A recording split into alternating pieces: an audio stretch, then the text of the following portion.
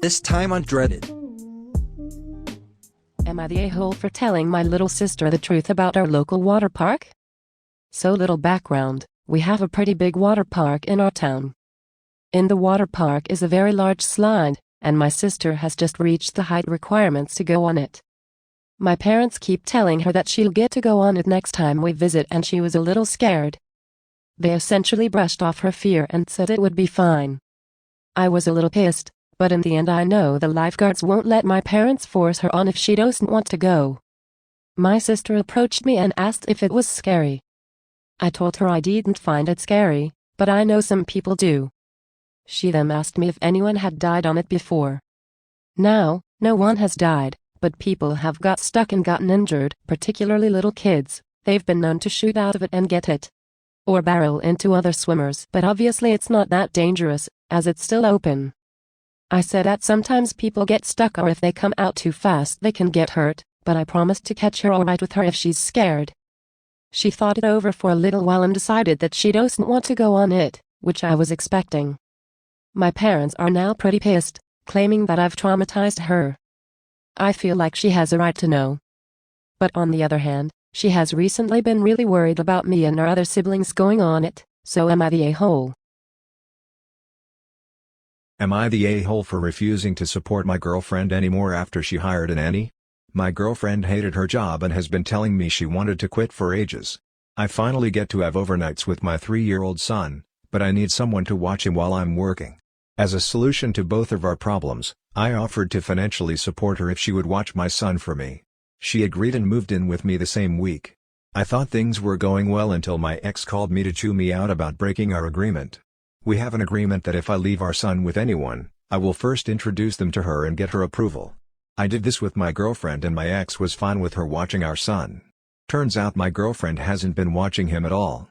She hired a nanny who has been watching him, and my ex found out because she went to drop off a gift my son made for me. I was furious when I found out and told my girlfriend I will no longer be financially supporting her. We got into a fight and she left to stay with her parents.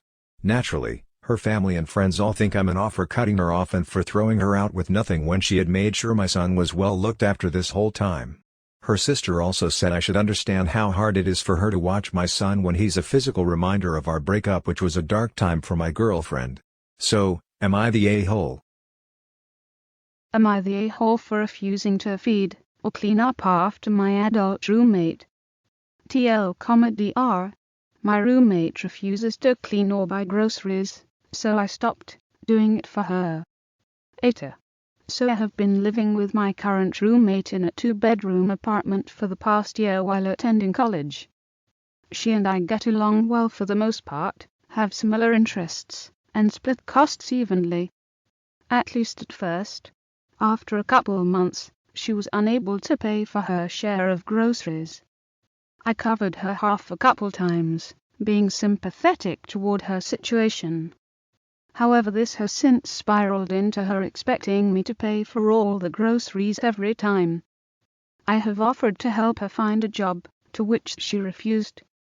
On top of this, she routinely eats all of the snacks I buy for myself. Now this.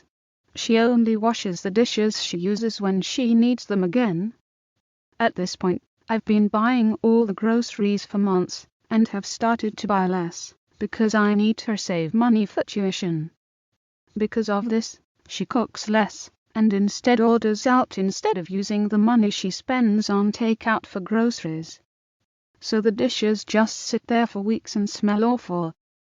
Yes, I could wash them myself, but between my job and schoolwork, as well as all the other cleaning jobs around the apartment, that she now refuses to do, I just can't bring myself to do yet another thing she said she would do herself.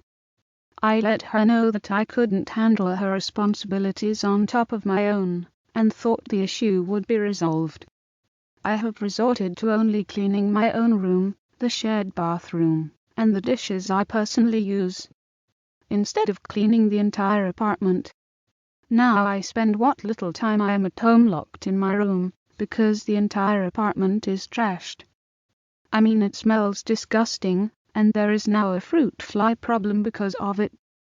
She confronted me about this, asking why I don't clean or buy enough groceries for both of us anymore, and I'm honestly fed up.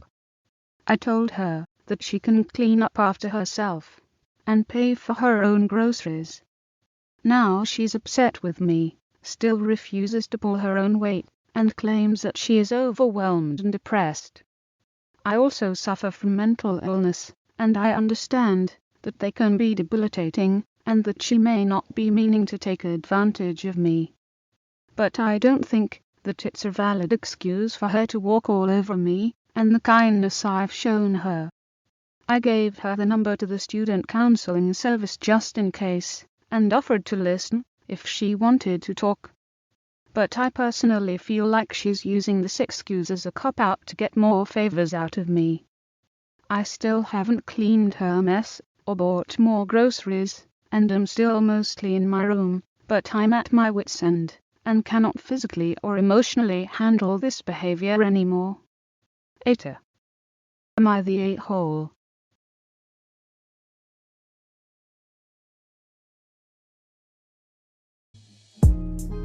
You